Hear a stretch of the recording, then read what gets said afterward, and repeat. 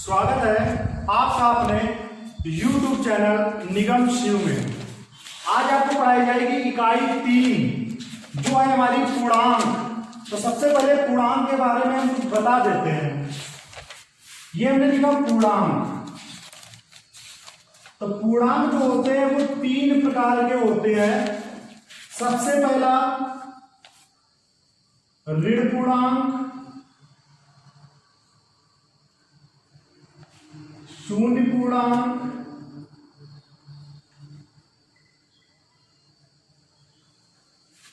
और धन पूर्णांक। ये 3 प्रकार के पूर्णांक होते हैं। क्रम इनका आगे पीछे कर लेंगे, कोई समस्या नहीं। पहले शून्य पूर्णांक, फिर ऋण पूर्णांक, फिर धन पूर्णांक या धन पूर्णांक पहले कर लेंगे, कोई भी दिक्कत नहीं है। तो इसमें हम संख्या रेखा से आपको समझाएंगे कि कौन से ऋण पूर्णांक है, कौन से शून्य पूर्णांक है, कौन से धन पूर्णांक है। तो सबसे पहले संख्या रेखा जो बनाते हैं तो बीच में क्या बनता है, 0। फिर इधर जो होती है वो हमारी धन वाली संख्याएं होती हैं, 1 2 3 4 और डैश डैश कहां तक होती है, अनंत तक होती है। और जो हमारी बाईं तरफ होती है वो हमारी ऋण पूर्णांक होते हैं, जो ऋण संख्याएं होती हैं। तो -1 -2 -3 -4 और इधर भी डैश कहां तक होता है, अनंत तक होता है। तो शून्य पूर्णांक सबसे पहले ऋण पूर्णांक देखते हैं। तो जिन अंकों के पहले ऋण का निशान लगा होता है वो हमारे कहलाते हैं ऋण पूर्णांक। शून्य पूर्णांक जो होता है वो केवल शून्य होता है। शून्य पूर्णांक शून्य को ही हम शून्य पूर्णांक कहते हैं। और जो हमारे प्लस वाली संख्याएं होती है, कभी कभी प्लस लगा होता है, कभी कभी नहीं लगा होता है। तो नहीं लगा होता है तो हमारे प्लस वाली होती है, लेकिन धन पूर्णांक ही माने जाते हैं। तो ये जो होंगे ये हमारे क्या होंगे, धन पूर्णांक होंगे। तो ऋण पूर्णांक -1 -2 -3 डैश अनंत तक होता है। धन पूर्णांक होते हैं 1 2 3 4 डैश ये भी 5 6 7 8 अनंत तक होते हैं। शून्य पूर्णांक जो होता है वो केवल हमारा शून्य ही होता है। तो इस प्रकार से पूर्णांक के बारे में हम जान गए हैं। तो पूर्णांक 3 प्रकार के होते हैं, ऋण पूर्णांक, शून्य पूर्णांक, धन पूर्णांक। तो ये आपको संख्या रेखा के द्वारा समझाया गया है। अब आएंगे हम अपनी एक्सरसाइज यानी कि अभ्यास 3A पर, जो कि पूर्णांक से संबंधित है। तो इसका क्वेश्चन क्या है, निम्नांकित सारणियों में रिक्त स्थानों की पूर्ति के लिए सारणी के नीचे 4 विकल्प दिए गए हैं। ये सारणी दी गई है, इसके 4 विकल्प दिए गए। इसमें तो ये कोटा खाली है, ये भी खाली है। तो इसमें क्या भरना है वो बताना है। तो जिनमें से केवल एक ही सही है और सही विकल्प चुनकर रिक्त स्थानों की पूर्ति कीजिए। यहां पर देखेंगे सबसे बीच में ऊपर वाली संख्या, ये जो ऊपर वाले जो कॉलम दिए इसमें कैसे भरा गया ये देखेंगे। तो यहां पर देखते हैं ये वाली 29 जो है और ये वाला 29 है। एक प्लस का है, एक माइनस का है, यानी कि ये धन पूर्णांक है और ये कैसा है, ऋण का है। तो इसी प्रकार से एक पीछे जाएंगे तो क्या हो जाएगा, ये धन का यानी कि प्लस का 25 है और ये माइनस का 25 है। यानी कि एक संख्या हमको मिल रही है प्लस की, एक संख्या माइनस की। कहने का मतलब है एक संख्या धन पूर्णांक है और एक कैसी है, ऋण पूर्णांक है। तो इसी प्रकार से फिर देखेंगे तो 23 काय का मिल रहा है, प्लस का यानी कि धन का, और ये काय का मिल रहा है, ऋण का।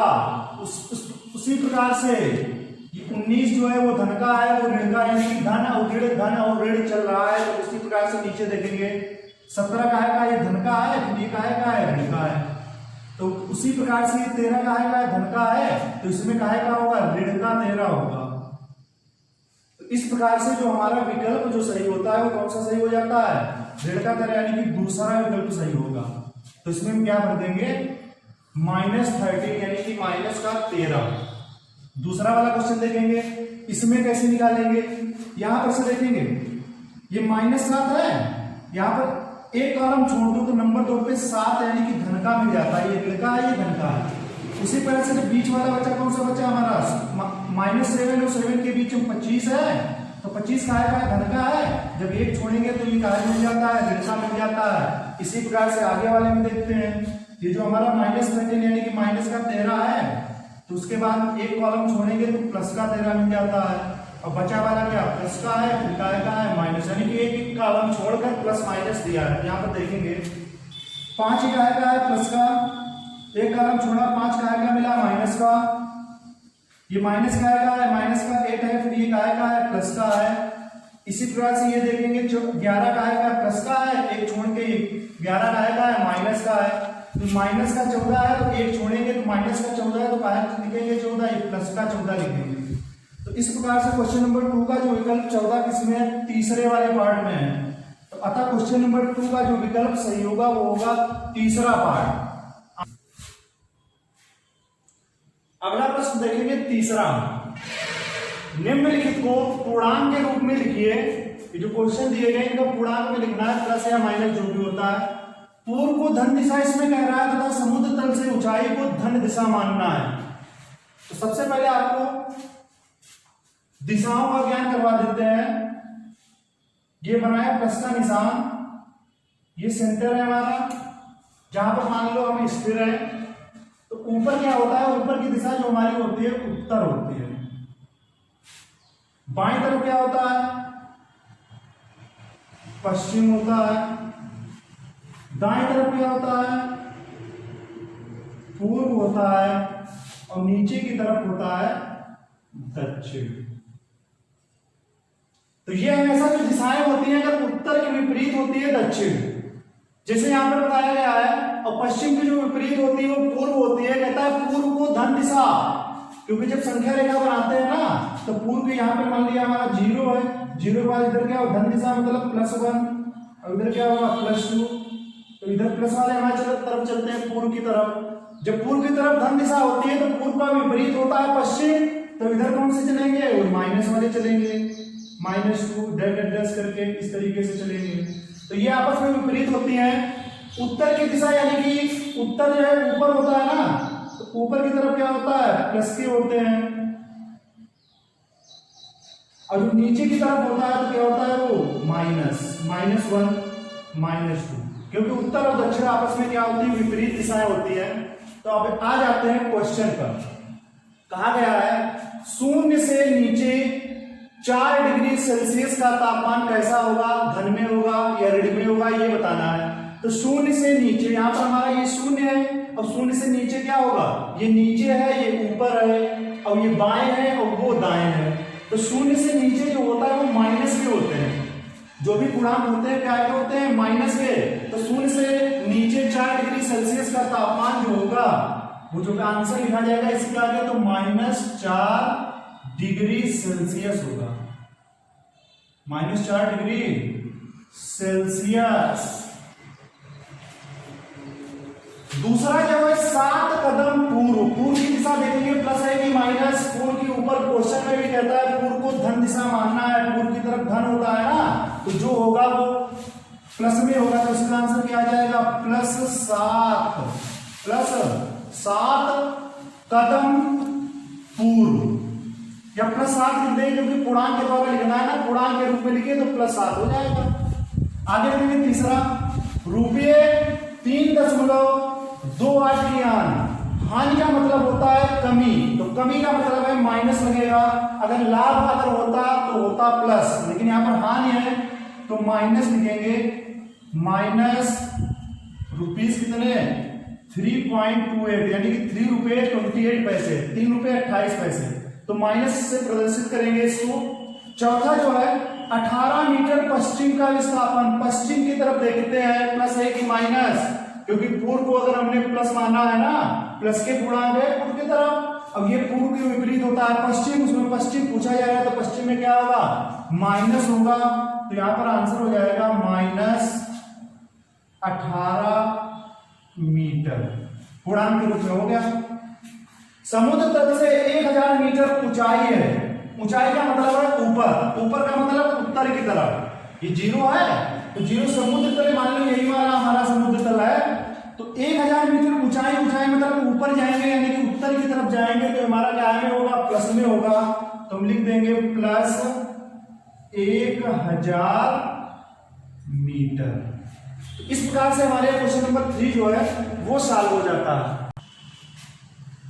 अगला क्वेश्चन देखेंगे चौथा, निम्नलिखित पूर्णांकों की योगात्मक प्रतिलोम लिखिए। योगात्मक प्रतिलोम में क्या होता है, अगर कोई भी अंक या कोई भी संख्या प्लस की अगर हमारी दी होती है तो माइनस की हो जाती है, और माइनस वाली हो जाती है प्लस की। वैसे तो प्लस लगाया नहीं जाता है, लेकिन प्लस लगाने के लिए यहाँ पे प्लस जरूर दिखाएंगे क्योंकि योगात्मक तुलोम है। तो यहाँ पे प्लस का 9 दिया है, तो इसका आंसर क्या होगा? प्लस का 9 है तो माइनस का 9 हो जाएगा। माइनस का 21 है, वैसे प्लस लगाया नहीं जाता है लेकिन इसको दिखाने के लिए लगाएंगे। माइनस का 21 है तो प्लस का 21 हो जाएगा इसका आंसर। योगात्मक तुलों का मतलब है अंक का मान नहीं बदलता है लेकिन जो चिन्ह होता है प्लस का माइनस और माइनस का प्लस हो जाता है। तो प्लस 39 है तो यहाँ पे क्या हो जाएगा? माइनस का 39। माइनस 41 है तो आंसर हो जाएगा प्लस का 41। और प्लस 91 का जो योगात्मक प्रतिलोम होगा वो होगा माइनस 91। तो इस प्रकार से आपका क्वेश्चन नंबर 4 सॉल्व होता है। अगला क्वेश्चन है 5, पांचवा क्वेश्चन है संख्या रेखा खींचिए। तो संख्या रेखा सबसे पहले खींचेंगे, उस पर निम्नांकित पूर्णांकों को प्रदर्शित कीजिए। तो किस प्रकार से करेंगे इसको? का वाला दिया है, प्लस का 4 दिया है, तो सबसे पहले एक रेखा बनाएंगे, इसी का आधा इसी के सामने कर रहे हैं। हमारा प्लस का 4 है ना, तो 0 से चलेंगे हम। ये हमारा हुआ 0, और प्लस जो होता है वो किधर होता है, बाईं तरफ या दाईं तरफ, तो ये हम जानेंगे। जैसे हम इस प्रकार करें, इस प्रकार, तो सबसे पहले बायां और दायां बता दें। जिधर हमारी जेब होती है, जेब का मतलब है यही तो है जेब, तो इधर जो होता है हमारा बायां होता है, तो एक तरफ जाएंगे तो इधर क्या होगा? दायां होगा। तो इस प्रकार से बायां दाएं, लेकिन जब हम इधर घूम जाते हैं ना, तो बायां हमारा किधर होगा? ये इधर साइड में होगा, और जो दायां होगा वो किधर होगा? इधर होगा।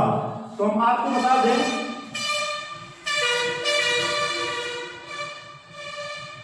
जो बाईं तरफ जो होती है, बाईं तरफ की जो संख्याएं होती हैं वो हमारी होती है माइनस की, और जो दाईं तरफ होती है, दाईं तरफ की होती है वो होती है हमारी प्लस की। ये आप याद रखेंगे, बाईं तरफ माइनस की और दाईं तरफ काय की? प्लस की। जब इधर खड़े होते तो बायां हमारा इधर वाला होता है, ये होता है बायां और ये होता है दायां। तो हमेशा जो प्लस की संख्याएं मिलेंगी, प्लस की संख्याएं मिलेंगी किधर मिलेंगी? दाईं तरफ मिलेंगी। और दाईं तरफ 0 के दाईं तरफ यानी कि जिस हाथ से लिखते हैं ना वही हमारा दायां होता है। तो 0 से लगा के फिर क्या लिखेंगे? 1, वो भी प्लस का लगा लेंगे क्योंकि यहाँ पे प्लस दिया है ना, तो प्लस माइनस चिन्ह का ध्यान रखेंगे। लेकिन 0 ना ही प्लस का होता है ना ही माइनस का, तो 0 में कुछ भी नहीं लगाएंगे, ना प्लस लगाएंगे ना माइनस लगाएंगे। फिर यहां पर हम क्या लिखेंगे? +2 +3, और ये क्या हो जाएगा? +4, यानी कि 0 +1 +2 +3 +4। और संख्या रेखा पर दिखाना, संख्या रेखा खींची है ना, तो 0 से कहां तक जाएंगे? 0 से जाएंगे कहां तक जाएंगे? +4 की तरफ जाएंगे। किधर को गए? इस तरीके से अगर हम लगाएंगे इसमें, इस प्रकार से का वाला पार्ट हो जाता है।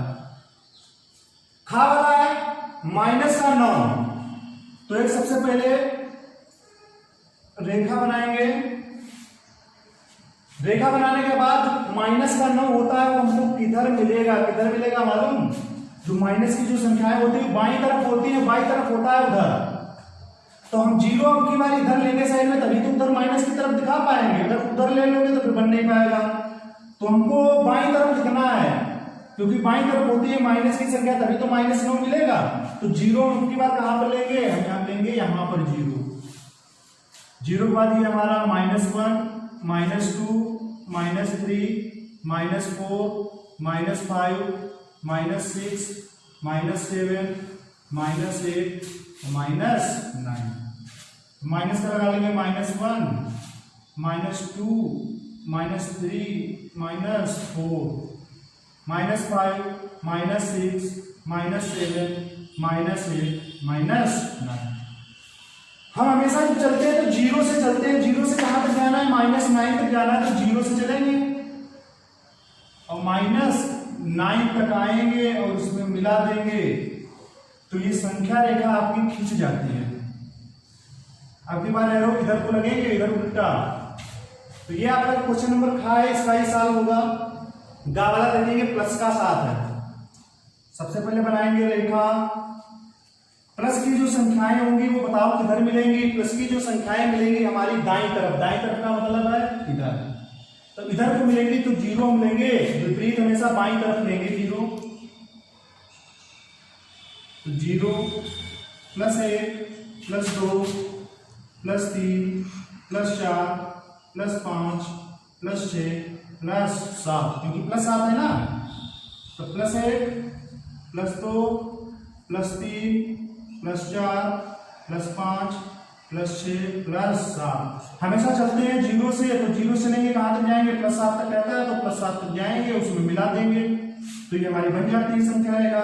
0 से इधर चले तो इधर को एरो लगेगा इस तरीके से, ऐसे ऐसे। अब देखेंगे घा वाला पार्ट। घा जो है वो है -3, बनाएंगे एक रेखा और उस पर दिखाएंगे संख्याओं को, तो हो जाएगी संख्या रेखा। तो यहां पर जो -3 है वो मिलेगा, -3 जो मिलेगा हमको मिलेगा बाईं तरफ, और बाईं तरफ किधर होता है, जिधर हमारी जेब होती है, यानी कि इधर मिलेगा। जब इधर मिलेगा तो हम जो 0 लेंगे तो हमेशा विपरीत लेंगे, इधर साइड में लेंगे, यानी कि दाईं तरफ लेंगे। तो ये 0 0 बाद -1 -2 -3, यानी कि -1 -2 -3। तो हमेशा चलेंगे कहां से चलेंगे, 0 से कहां तक जाएंगे, -3 तक जाएंगे, मिला देंगे, बन गई संख्या रेखा।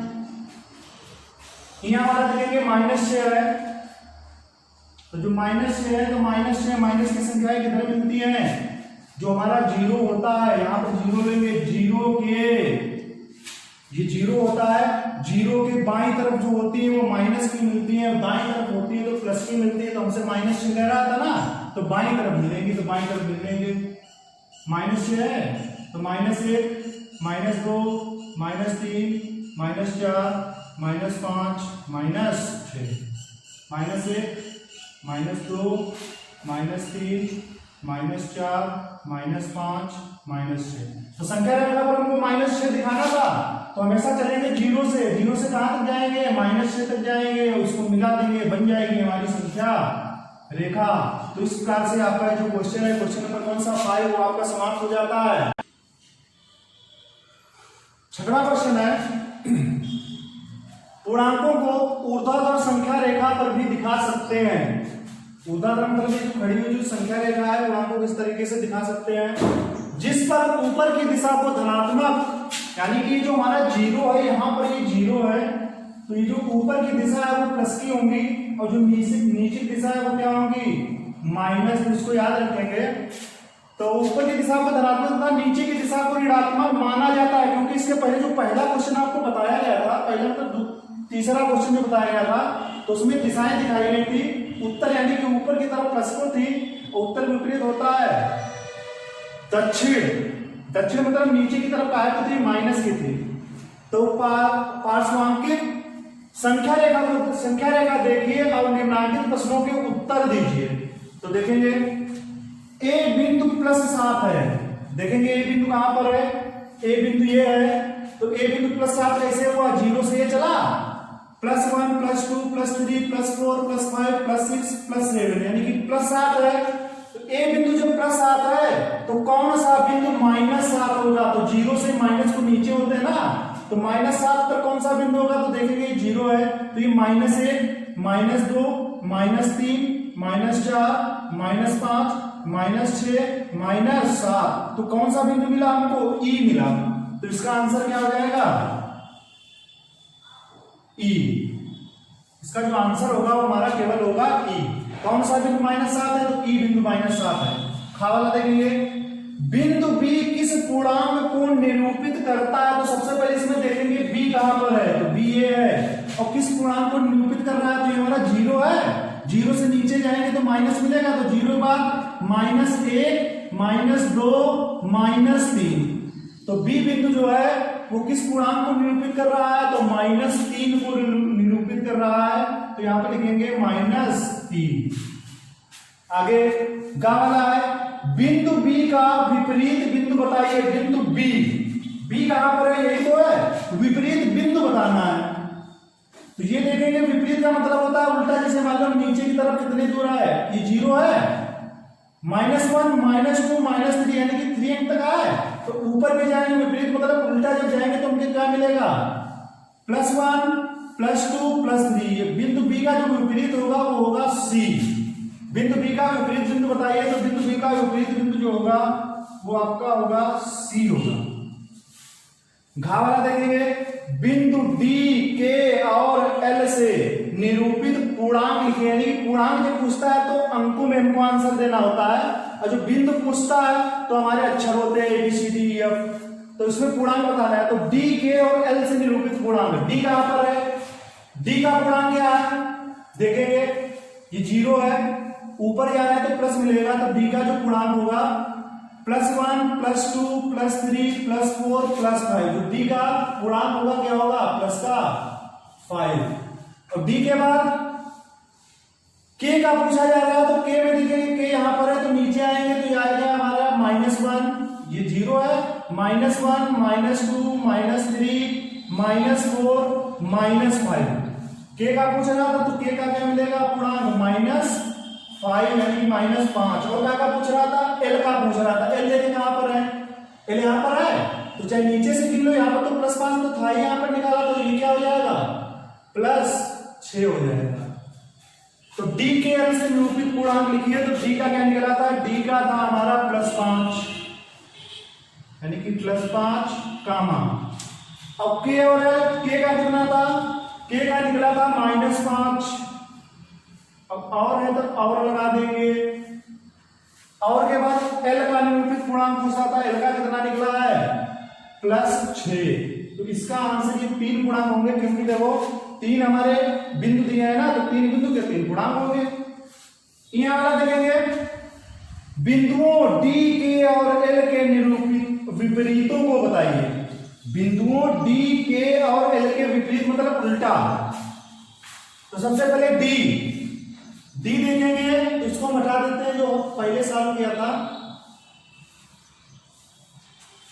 तो बिंदु डी यहां पर है, इसका विपरीत कौन सा होगा देखेंगे, डी कितने नंबर पर है, 0 से 1 2 3 4 5, 5वें नंबर पर है, विपरीत मतलब नीचे की तरफ 5 खाने जाएंगे 5 बिंदु, तो ये हो जाएगा 1 2 3 4 5, यानी 5 पर गिन रहे हैं लेकिन है हमारा -5, तो हमारा डी का विपरीत क्या मिला, के मिला। डी ऊपर से 5वें, 0 से 5वें नंबर पर ऊपर है, तो अब 0 से 5वें नंबर पर क्या है हमारा के है, तो डी का विपरीत क्या हो जाएगा के, कामा लगा देंगे। अब हमसे के का विपरीत पूछा जा रहा है, तो डी का जब के होगा तो के का क्या होगा डी हो जाएगा, तो यहां पर हम क्या लिखेंगे डी, और फिर आगे लिखेंगे और के बाद में एल का विपरीत बताना है, तो एल जो है वो 0 से चौथे नंबर पर है, 0 से है 1 2 3 4 5 6, तो नीचे चले आओ 6, तो 1 2 3 4 5 6, तो हमारा एल का जो विपरीत होगा वो क्या होगा एम होगा। इस प्रकार से ये जो है आपका क्वेश्चन जो है वो 6 वाला समाप्त होता है। 7वां क्वेश्चन देखेंगे, निम्नांकित के बीच के सभी पूर्णांक लिखिए, प्लस और माइनस की संख्याएं दी गई हैं, तो निम्नांकित के बीच के सभी पूर्णांक कहने मतलब जैसे पूछ दिया जाए 4 और 7 के बीच में क्या क्या आता है, तो 4 और 7 के बीच में 4 और 7 के बीच में संख्याएं होती है 4 5 6 7 ये संख्याएं होती है, तो 4 और 7 के बीच में क्या आता है 5 और 6 आता है। तो इस प्रकार से क्वेश्चन का आंसर देना है, तो आपको ऐसे ही बताएंगे, तो जिससे आपका जो होगा वो बहुत सरल हो जाएगा इसका आंसर। तो किस तरीके से करेंगे, एक संख्या रेखा बना लेंगे। संख्या रेखा कहां तक बनाएंगे, जहां तक की जरूरत होगी, जैसे बीच में तो हमारा 0 होता ही है, 0 पर माइनस की संख्या देखनी, कहां तक की सबसे ज्यादा जो माइनस की संख्या है वो -8 है, तो माइनस की तरफ 8 बना लेंगे, -1 -2 -3 -4 -5 -6 -7 -8। इसके बाद प्लस में देखेंगे कहां तक की है, प्लस में जो सबसे ज्यादा अधिकतम अंक है जो हमारा है वो 6 है, अधिकतम अंक कितना है 6, तो 0 से कहां तक जाएंगे, यानी कि दाईं तरफ जाएंगे कहां तक की 6 तक की, तो 1 2 3 4 5 6। इस प्रकार से संख्या रेखा बना लेंगे। अगर हमसे यहाँ पर को ज्यादा होता, जैसे मान लो -21 या -22, तो माइनस तक की बढ़ाते, प्लस वाला ज्यादा होता तो बढ़ा लेते। -2 और +3, तो -2 देखेंगे कहां पर है, माइनस का तो यही तो है, -2 यही मिला, और +3 जो है तो +3 कहां का है, जो कुछ भी चिन्ह नहीं होता है, अगर मान लो प्लस का है इसमें नहीं लगा है तो यहाँ पर कोई समस्या नहीं, जो अगर कुछ नहीं लगा है तो प्लस ही का माना जाएगा, तो ये हमारा मिला प्लस का 3, तो -2 और प्लस के 3 में इसके बीच की संख्याएं कौन कौन सी है, बस यही वाली जो बीच की संख्या है वही लिख देंगे, तो हमारी कौन कौन सी है, -1 कामा, बाकी सभी के बीच में 0 लगेगा मतलब कामा लगेगा, तो -1 के बाद क्या हो जाएगा 0 1 2, तो -2 और 3 के बीच -1 0 1 और 2 संख्याएं हमारे पूर्णांक है, 0 6 के बीच 0 भी प्लस का है 6 भी प्लस का है, तो 0 6 के बीच में क्या होगा, 0 बाद क्या आता है, इसमें चाहे देख लेंगे 0 0 6 के बीच में क्या आएगा 1 2 3 4 5, तो यहां पर लिख देंगे 1 2 3 4 5, अगर इसके पहले प्लस भी लगा देंगे तब भी कोई समस्या नहीं है, -4 और 4 -4 और 4, तो इसी में देख लेंगे संख्या रेखा में, -4 आपका कहां पर है, ये हमारा है -4 और -4 और 4 कहां पर है, ये हमारा है 4, -4 और 4 के बीच में जो पूर्णांक है कौन कौन से है, -3 -2 -1 0 1 2 3, तो ये सभी कामा लगाकर लिख लेंगे, तो आंसर हो जाएगा हमारा -3 -2 -1 0 1 2 3, तो -4 और 4 के बीच के पूर्णांक है। अगला है -5 और +2, -5 कहां पर है, ये है, +2 कहां पर है, इधर है, तो उसके बीच के पूर्णांक देख लेंगे, -4 -3 -2 -1 0 और 1 मिलेगा, तो इस प्रकार से घा वाला हो जाता है क्वेश्चन। घा के बाद देखेंगे ड़ा वाला -3 और +5, -3 कहां पर है, ये है, -3 और +5 कहां पर है, यहां पर, तो इसके बीच के जितने भी पूर्णांक है वो लिख देंगे, कौन कौन से हैं, -2 -1 0 1 2 3 4, ये पूर्णांक है -3 और +5 के बीच। चा वाला है -8 और ये है प्लस का 4, -8 देखेंगे कहां पर है, ये सबसे अंत में -8 और 4 कहां पर है, प्लस में, ये है हमारा 4, -8 और वो है 4, तो इनके बीच के जितने भी पूर्णांक है बस कामा लगा के लिख देंगे, तो कौन कौन से हैं, -7 -6 -5 -4 -3 -2 1, यानी कि माइनस का 1 फिर 0 फिर 1 फिर 2 फिर 3। एक बात जरूर याद रखेंगे कि -8 और 4 के बीच का पूछता है तो इसके बीच के लिए जाएंगे, ना ही -8 लिया जाएगा और ना ही प्लस का 4 लिया जाएगा, इसी के बीच के पूर्णांक लिखना है। प्रश्न 8, निम्नांकित संख्या रेखा देखिए, तो सबसे पहले संख्या रेखा देखेंगे 0, बाईं तरफ माइनस वाली संख्या है और दाईं तरफ प्लस की संख्या है। का वाला क्वेश्चन है। अब इसके पहले देखो, देखते हैं क्या लिखा है, इसकी सहायता से निम्नांकित पूर्णांकों के जोड़े के बीच जो दिया है, ये जो हमारे अंक दिए हैं इनके बीच की संख्याएं पहले देखना है कौन कौन सी है, फिर जोड़े के बीच के पूर्णांकों को आरोही यानी कि बढ़ते क्रम में लिखना है। तो आरोही क्रम का मतलब है छोटी छोटी संख्या ढूंढना है। आरोही क्रम मतलब छोटी छोटी संख्या, इसको याद रखेंगे। तो 2 और 5, तो यहां पर देखते हैं 2 कहां पर है, हमारा ये है 2 और 5 कहां पर है, और ये है। तो 2 और 5 के बीच की लिखना है, और हमको 2 और 5 नहीं लेना है, तो 2 और 5 के बीच में क्या है, 3 और 4 है। तो इसको आरोही क्रम में लिखना है, तो लिखेंगे आरोही क्रम बराबर। आरोही क्रम में छोटी छोटी संख्या ढूंढकर लिखते हैं, तो आरोही क्रम छोटी संख्या ढूंढना है। तो आरोही क्रम छोटी संख्या यानी कि 2 और 5 के बीच में जो संख्याएं 3 और 4 है, तो 3 और 4 में छोटा कौन है, 3, और केवल एक ही तो बचा था, उसको भी लिख देंगे, तो 3 और 4 हो जाएगा।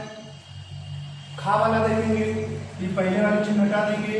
खा वाले में -4 और 0, ये है हमारा -4 और -4 और ये है हमारा 0। तो बीच की संख्या कौन कौन सी है? -3 है, -2 है, -1 है। तो यहां पर लिखेंगे आरोही क्रम बराबर आरोही क्रम। तो आरोही क्रम में छोटी संख्या हमको ढूंढना है, लेकिन जब सभी माइनस की संख्याएं होती है ना, तीनों माइनस की संख्या है, तो इसमें छोटा कौन सा होगा? छोटा वो होगा जो देखने में बड़ा लगेगा। जैसे बड़ा देखने में कौन लग रहा है? यही तो लग रहा है -3 की, हमको लगता है कि ये सबसे बड़ा है, लेकिन जो देखने में बड़ा लगता है वो छोटा होता है। तो इसीलिए हमारा छोटा कौन सा हो गया? -3, और फिर कौन सा हो जाएगा? -2, और फिर कौन सा होगा? -1। तो ये हो जाएगा हमारा आरोही क्रम। 8 और 3, तो हमारा देखेंगे 8 कहां पर है? 8 ये है, और 3 कहां पर है? ये है, क्योंकि प्लस का ही दिया है, माइनस तो दिया नहीं है। तो 8 और 3 के बीच की संख्याओं को आरोही क्रम में लिखना है, तो लिखेंगे आरोही क्रम बराबर। आरोही क्रम में क्या करना है? छोटी छोटी संख्या ढूंढना है। तो 3 और 8 के बीच में 4, 5, 6, 7, 8, 4, 5, 6, 7 है, तो 4, 5, 6, 7 में छोटा कौन सा होगा? 4 ही तो होगा, फिर कौन सा होगा? 5, फिर कौन सा होगा? 6, फिर कौन सा होगा? 7। बड़ा वाला देखेंगे किसके किसके बीच के पूर्णांकों को आरोही क्रम में कह रहा है? -5 और -2। तो ये हमारा है -5 और ये है -2, तो लिखेंगे आरोही क्रम।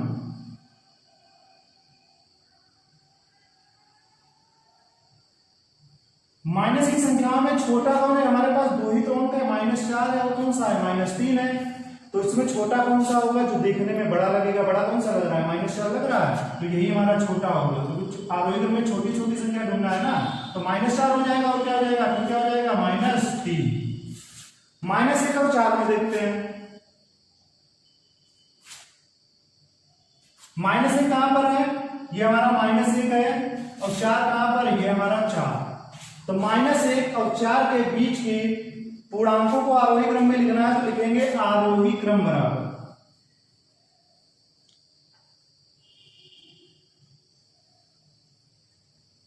-1 और 4। इसके बीच में कौन कौन सी संख्या है? 0, 1, 2, 3 है। 0, 1, 2, 3, तो सबसे छोटा कौन सा है? इसमें 0 होगा, फिर 1 होगा, फिर 2 होगा, फिर क्या होगा? 3 होगा। तो इस प्रकार से आपका 8वां क्वेश्चन समाप्त होता है। 9वां प्रश्न, निम्नलिखित के मान ज्ञात कीजिए। तो इसको हल करेंगे, बस एक ही लाइन का है आंसर। इसमें पूछा जा रहा है ये जो निशान जो लिखा है, ये जो निशान है, ये जो 2 लाइन खींची है, ये निशान होता है निरपेक्ष मान का, और इसके अंदर क्या लिखा है? -13। तो इसका मतलब हो जाएगा -13 का निरपेक्ष मान। तो किसी भी संख्या का निरपेक्ष मान निकालते हैं, तो चाहे वो प्लस की हो और चाहे माइनस की हो, हमेशा निरपेक्ष मान जो निकलता है, जो आंसर आता है, वो हमेशा प्लस का आता है। प्लस का है तब भी प्लस का आएगा, अगर माइनस का है तब भी प्लस का आएगा। तो -13 का जो निरपेक्ष मान होगा वो हमारा होगा केवल और केवल क्या होगा? 13। वैसे 12 का निरपेक्ष मान, तो केवल लाइन हटा देंगे, तो 12 है तो प्लस का आइए, तो 12 12 रहेगा। -37 का निरपेक्ष मान, जो -37 का निरपेक्ष मान होगा वो क्या होगा? केवल और केवल क्या होगा? 37। गा वाला 0 का निरपेक्ष मान का निशान हट जाएगा तो आ जाएगा 0। निरपेक्ष मान हमेशा धनात्मक ही आता है। -47 का निरपेक्ष मान, तो -47 का निरपेक्ष मान होगा 47। माइनस का लगा था, माइनस हट जाएगा, क्योंकि निरपेक्ष मान धनात्मक होता है हमेशा। और 101 का निरपेक्ष मान होगा हमारा 101। केवल निरपेक्ष मान जब हम सॉल्व करेंगे तो ये दोनों लाइनें हट जाएंगी, ठीक। और लाइनें हटाने के बाद में अगर माइनस का है तब भी प्लस का लिखना है, और प्लस का है तब भी प्लस का लिखना है, यानी कि हमको प्लस ही में लिखना है। 10वां क्वेश्चन है, अपनी अभ्यास पुस्तिका में सत्य या असत्य कथन की पहचान कर लिखिए। सत्य या असत्य बताना है, तो सत्य वो होगा कथन जैसा कह रहा है, अगर वैसा होता है तो कथन होता है सत्य, और कथन अगर जैसा कह रहा है और वैसा नहीं होता है तो होता है असत्य। क्या वाला है? सबसे छोटा पूर्णांक 0 है। पूर्णांक के अंदर जो हमारी संख्याएं आती हैं तो प्लस की भी आती हैं और माइनस की भी आती हैं। ये डैश डैश डैश अनंत तक होती है, तो ये सभी पूर्णांक होते हैं। 0 यानी कि शून्य पूर्णांक, बाकी ये धन पूर्णांक उधर के साइड के दाईं तरफ, बाईं तरफ ऋण पूर्णांक होते हैं। पूछा जा रहा है सबसे छोटा पूर्णांक शून्य है, तो शून्य अगर देखें क्या सबसे छोटा है, तो शून्य से छोटा तो -1 है, तो इसीलिए सबसे छोटा पूर्णांक शून्य है, यानी कि कथन जैसा कह रहा है वैसा नहीं हो रहा है, तो ये हो जाएगा हमारा असत्य। शून्य का विपरीत नहीं होता है, विपरीत का मतलब होता है प्लस का माइनस और माइनस का प्लस। जैसे मान लिया ये -1 है, -1 का विपरीत क्या है +1, -2 का क्या है 2, और 0 तो 0 ही होता है, 0 ना ही प्लस का होता है और ना ही माइनस का होता है, 0 केवल 0 होता है, तो शून्य का विपरीत नहीं होता है, तो ये कथन जो है हमारा सत्य हो जाएगा। अगर होता तो सामने लिखा होता जैसे -1 है तो प्लस है, ये विपरीत हो गया, -2 का प्लस 2, 0 का तो लिखा है नहीं लिखा है, तो इसलिए क्या हो जाएगा शून्य का विपरीत नहीं होता, यानी कि कथन जैसा कह रहा है वैसा ही होता है, तो इसलिए सत्य हो जाएगा। -17 -5 बड़ी और छोटी संख्या जानने के लिए आपको बता दें 3 प्रकार से क्वेश्चन होते हैं। या तो दोनों प्लस की संख्याएं होंगी, या तो फिर एक प्लस की होगी और एक कैसी होगी माइनस की होगी, और या तो फिर दोनों ही कैसी होंगी माइनस की होंगी। इस प्रकार से क्वेश्चन 3 प्रकार से बनता है छोटा बड़ा जानने के लिए। तो ये तो ऊपर वाला सबसे सरल होता है कि जब दो संख्याएं प्लस की होती है तो आप जान ही जाओगे कि कौन सी संख्या बड़ी है कौन सी संख्या छोटी है। तो प्लस वाली संख्या में जो संख्या बड़ी लग रही है वही बड़ी, जो छोटी लग रही है वो छोटी। तो इस प्रकार से हमारा कौन सा बड़ा हो जाएगा 18। एक संख्या प्लस की हो एक संख्या माइनस की हो चाहे आगे पीछे हो उससे कोई मतलब नहीं है। अगर एक संख्या प्लस की है एक माइनस की है तो हमेशा जो है प्लस वाली संख्या बड़ी होती है और माइनस वाली संख्या क्या होती है छोटी होती है। और जब दोनों माइनस की होती है तो क्या होता है, जब दोनों माइनस की होती है तो जो देखने में छोटी लगती है वो बड़ी हो जाती है और बड़ी वाली कैसी हो जाती है छोटी हो जाती है। तो किस प्रकार से छोटी वाली बड़ी, तो -7 क्या होगा हमारा बड़ी हमारी संख्या है और -10 वाली क्या है पूर्णांक जो है हमारा वो क्या है छोटा है।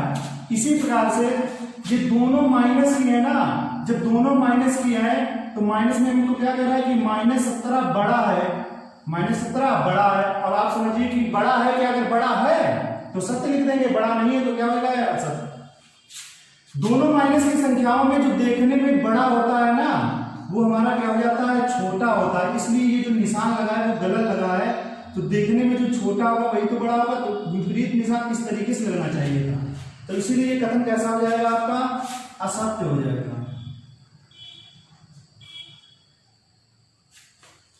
घा वाला क्या है, एक धनात्मक पूर्णांक अपने योगात्मक प्रतिलोम से बड़ा होता है। जैसे मान लो एक धनात्मक पूर्णांक हमने ले लिया +5, ये धनात्मक पूर्णांक है। जब इसका योगात्मक प्रतिलोम निकालेंगे तो क्या होगा -5, ये तो होगा। तो एक धनात्मक पूर्णांक, ये जो धनात्मक पूर्णांक है तो ये जो योगात्मक प्रतिलोम है इससे बड़ा होता है कि नहीं होता, ये बड़ा ही तो है। जो धनात्मक पूर्णांक है वो अपने योगात्मक प्रतिलोम यानी कि -5 से बड़ा ही तो है। तो कथन में जैसा कह रहा है वैसा ही तो हो रहा है, तो कथन ये क्या हो जाएगा सत्य हो जाएगा। बड़ा वाला देखेंगे, एक ऋणात्मक पूर्णांक जैसे हमने ले लिया -8, तो एक ऋणात्मक पूर्णांक अपने योगात्मक प्रतिलोम से बड़ा होता है। तो योगात्मक प्रतिलोम क्या हो जाएगा, इसका हो जाएगा +8। तो +8 से क्या ये बड़ा है, बड़ा का ये तो छोटा है। तो कथन में जैसा कह रहा है वैसा नहीं हो रहा है, तो इसीलिए यहाँ पे हम क्या लिख देंगे असत्य लिख देंगे। अगला, शून्य एक पूर्णांक नहीं है। हमने बताया था पूर्णांक 3 प्रकार के होते हैं, ऋण पूर्णांक, शून्य पूर्णांक और धन पूर्णांक। और इसमें तो जब आपको बताया कि शून्य एक पूर्णांक है और इसमें क्या लिखा है नहीं है, तो कथन जैसा कह रहा है वैसा नहीं हो रहा है, तो इसीलिए ये भी क्या हो जाएगा असत्य हो जाएगा, क्योंकि शून्य क्या है पूर्णांक है। इसी प्रकार से आपकी अध्याय जो है 3A समाप्त हो जाती है। अगर आपको वीडियो अच्छा लगा हो तो हमारे चैनल को सब्सक्राइब कर दें। हमारे चैनल का नाम है निगम शिव, इसको सब्सक्राइब कर लें। अगर वीडियो अच्छा लगा है तो लाइक करें और दूसरों के साथ भी शेयर करें। अब कमेंट करके बताएं कि हमें जो है आपका हमारा जो वीडियो है वो आपको कैसा लगा। स्वागत है आपका अपने YouTube चैनल निगम शिव में।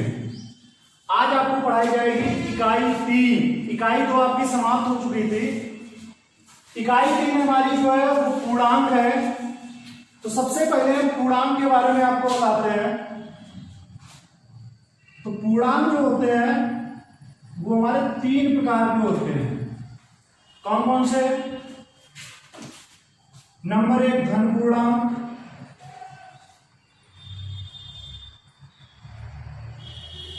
नंबर 2 होता है शून्य पूर्णांक,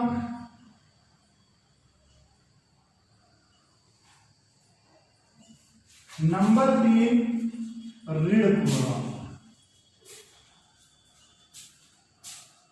तो ये हमारे 3 पूर्णांक होते हैं, धन पूर्णांक, शून्य पूर्णांक और ऋण पूर्णांक। तो इसमें आप कभी आगे पीछे कर सकते हो। शून्य पूर्णांक पहले, इससे कोई लेना देना नहीं है।